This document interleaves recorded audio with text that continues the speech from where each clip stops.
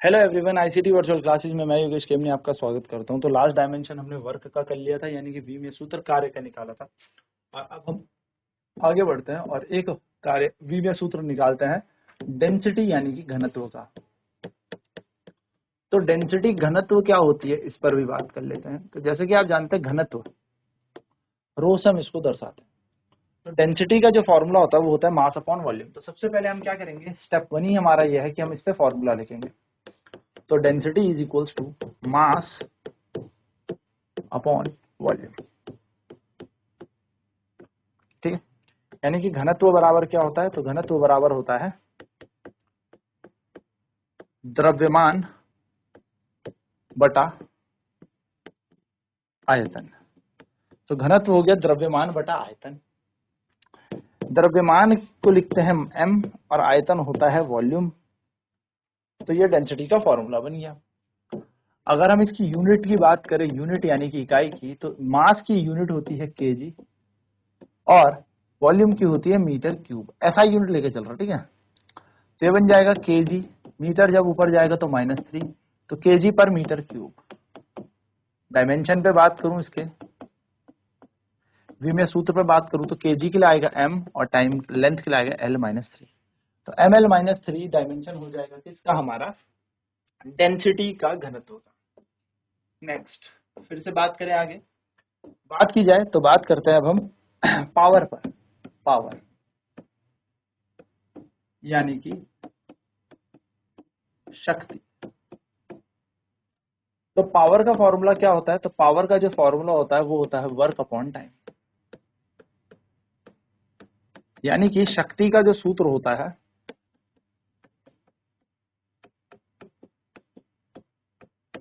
वो होता है कार्य बटे समय। तो शक्ति हो गया कार्य बटे समय, यानी कि work is equals to power equals to work done upon time. Now work का अगर हम फॉर्मूला देखें तो power is equals to work होता है force into displacement upon time. और अगर हम फोर्स का फॉर्मूला देखेंगे तो होता है मास into acceleration into displacement upon में टी। यानी कि अब हम यूनिट लगाना शुरू करते हैं, तो ये हो जाएगा केजी। मास की यूनिट होती है केजी, है ना। अगर हम यूनिट बनाए पावर की तो द्रव्यमान के लिए आएगी केजी, एक्सेलरेशन है मीटर पर सेकंड का स्क्वायर, डिस्प्लेसमेंट हो जाएगी मीटर और टाइम के लिए आ जाएगा 1 सेकंड। तो ये बन जाएगा केजी मीटर का स्क्वायर पर सेकंड का क्यूब, यानी कि हम इसको लिख सकते हैं केजी मीटर स्क्वायर सेकंड की पावर -3। क्या यूनिट लिखी हमने, केजी मीटर का स्क्वायर सेकंड की पावर -3, यही लिखी ना।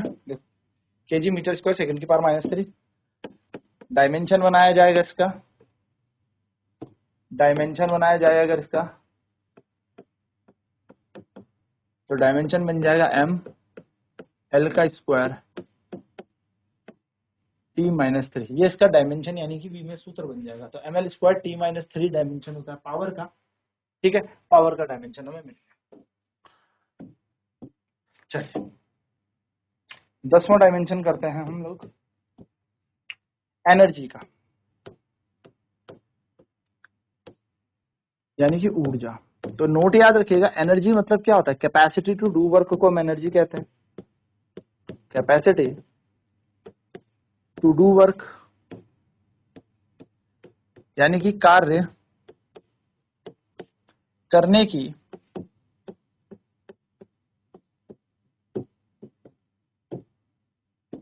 क्षमता, कार्य करने की क्षमता को हम क्या कहते हैं, ऊर्जा कहते हैं। यानी कि यूनिट ऑफ या SI unit of energy is equals to SI unit of work. यानी कि जो ऊर्जा की इकाई है वही कार्य की इकाई भी है। हम बोलेंगे SI unit of work is joule. तो हम यहां पे बोलेंगे एसआई यूनिट ऑफ एनर्जी, ये भी क्या होगी, जूल होगी।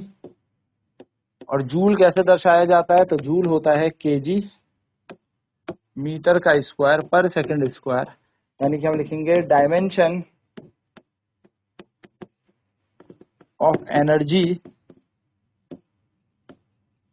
Is equals to M L square T minus two. तो एनर्जी के डायमेंशन भी वही डायमेंशन होंगे जो वर्क के डायमेंशन है। तो नोट याद रखना, dimension of work is equals to dimension of energy, यानी कि कार्य के विमीय सूत्र और ऊर्जा के विमीय सूत्र बराबर होते हैं।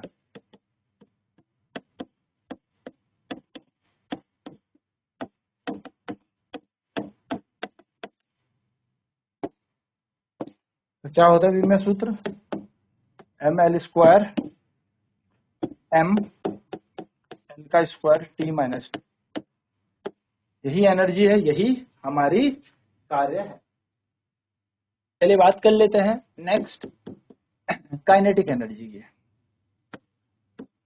11वें नंबर पे ले लेते हैं काइनेटिक एनर्जी।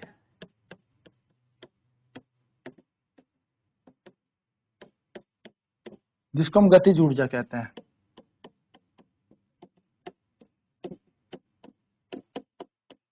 क्या फॉर्मूला है काइनेटिक एनर्जी का, सभी जानते हैं, half into mass into velocity का स्क्वायर, यही होता है। के बराबर half M V square. Half आधा, आधे का कोई डायमेंशन होगा नहीं। मास के लिए यूनिट होगी केजी, वेलोसिटी की होती है मीटर पर सेकंड, और इसका हो गया होल स्क्वायर, यानी कि इसकी यूनिट बन जाएगी हमारे पास केजी मीटर का स्क्वायर माइनस की 2। केजी के लिए डायमेंशन होता है एम, एल का स्क्वायर टी माइनस 2। तो ये डायमेंशन होता है काइनेटिक एनर्जी के लिए। नेक्स्ट बात करें पोटेंशियल एनर्जी।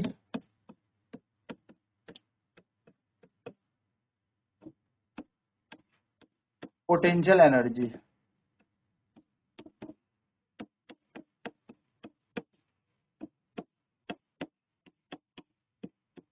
स्थैतिक ऊर्जा। पोटेंशियल एनर्जी स्थैतिक ऊर्जा, U बराबर होता है mgh। फॉर्मूला ही इसका यह है, mass into gravity into height.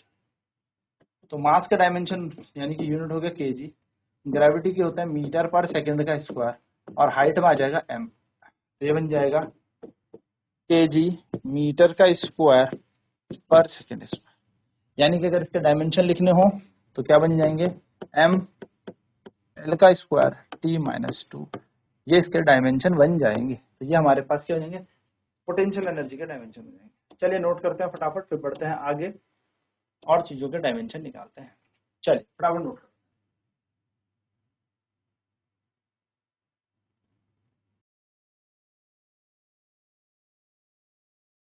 तो पावर निकाला, पावर का फॉर्मूला तो वर्क डन अपॉन टाइम, शक्ति इज इक्वल टू कार्य बटे समय।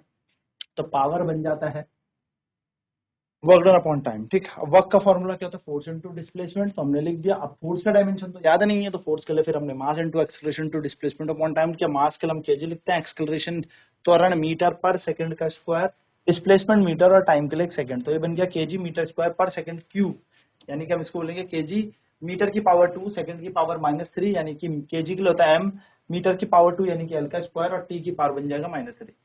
नेक्स्ट एनर्जी, ऊर्जा की बात करेंगे तो कैपेसिटी टू डू वर्क, कार्य करने की क्षमता को ही हम ऊर्जा कहते हैं, एनर्जी कहते हैं।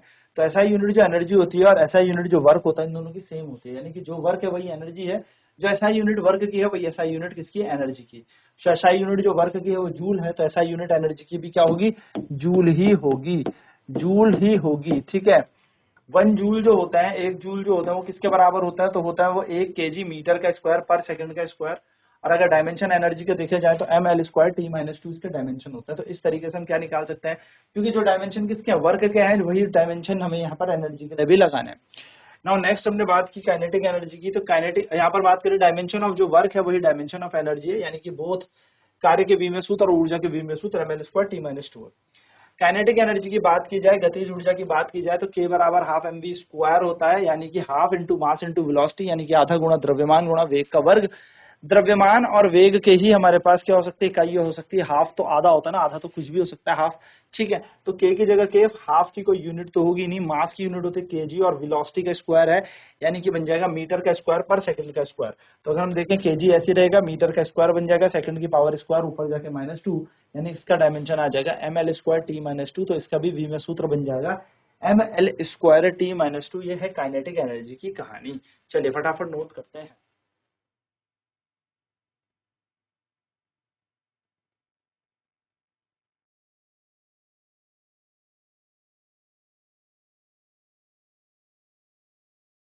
तो पोटेंशियल एनर्जी की बात करूं, स्थैतिक ऊर्जा, तो U बराबर mgh होता है।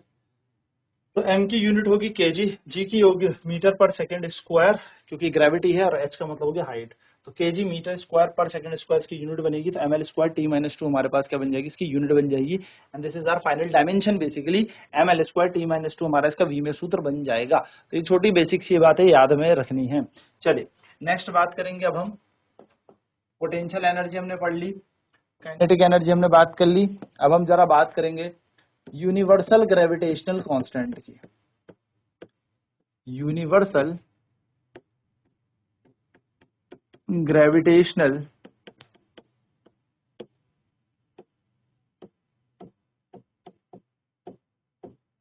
कांस्टेंट, ठीक है, सार्वभौमिक गुरुत्वाकर्षण स्थिरांक, जिसको हम कैपिटल जी बोलते हैं।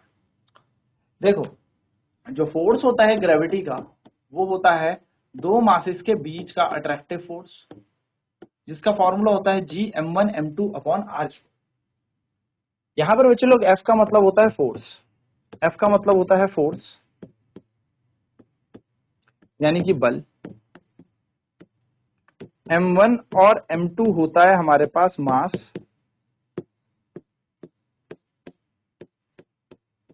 यानी कि द्रव्यमान,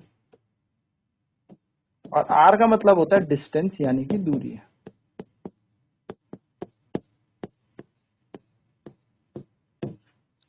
और g है हमारे पास यूनिवर्सल ग्रेविटेशनल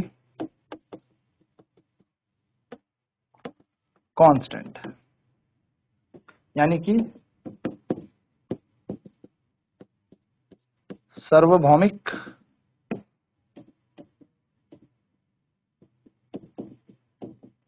गुरुत्वाकर्षण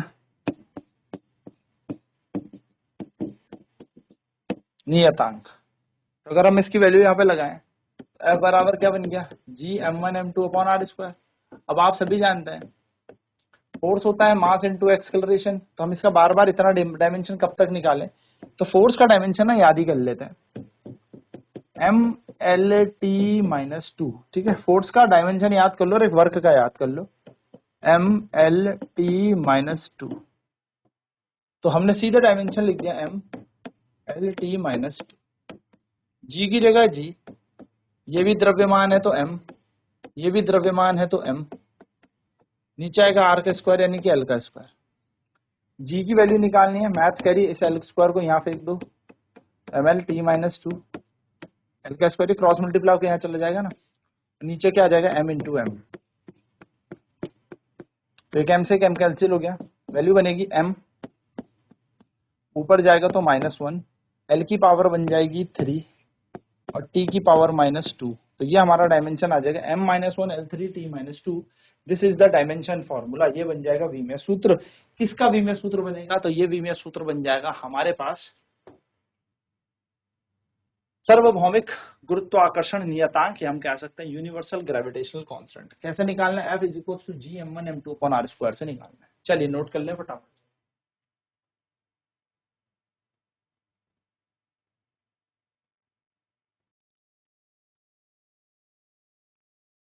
तो F = Gm1m2/r²। F का डायमेंशन होता है mlt-2। कैसे निकाला था, मास इंटू एक्सेलरेशन ना, मास होता है केजी, एक्सेलरेशन होता है मीटर पर सेकंड का स्क्वायर, तो केजी के लिए हो जाएगा M L T minus two, यहाँ पर हमारा डायमेंशन बन जाएगा M L T minus two. M L T minus two हमारा इसका वी में सूत्र बन जाएगा, इसको हमने यहाँ लिख दिया, जी की जगह G M into M, M का स्क्वायर, नीचे आ जाएगा एल का स्क्वायर, ये एल का स्क्वायर मल्टीप्लाई होगा यहाँ जाएगा, तो एम एल का क्यूब बन जाएगा, टी की पावर माइनस टू, और एम इंटू एम, एम का स्क्वायर बन जाएगा। एक एम से एक एम कैंसिल होगा, तो ये जब एम ऊपर जाएगा एम माइनस वन, एल की power three, T minus two, ये हमारा डायमेंशन बन जाएगा किसका, यूनिवर्सल ग्रेविटेशनल कांस्टेंट का वी में सूत्र आ गया, M minus one L three T minus to.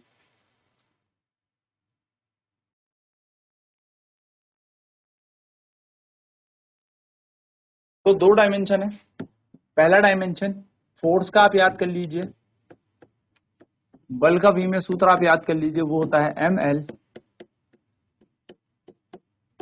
T minus two, और दूसरा डायमेंशन होता है वर्क का, यानी कि कार्य का वी में सूत्र याद कर लीजिए, और कार्य का वी में सूत्र होता है एम एल स्क्वायर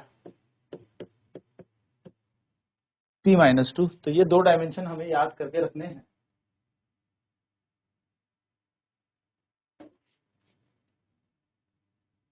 तो ये बेसिकली दो डायमेंशन याद रखना, ठीक है, बेसिक सही तरीका है। चलिए अब नेक्स्ट क्लास में बात करेंगे हम डायमेंशन के यूजेस की, प्रिंसिपल ऑफ होमोजेनिटी पे, और डायमेंशन चैप्टर खत्म करेंगे। आज की क्लास में इतना ही। ICT वर्चुअल क्लासेस में जुड़ने के लिए धन्यवाद। आपका दिन शुभ हो।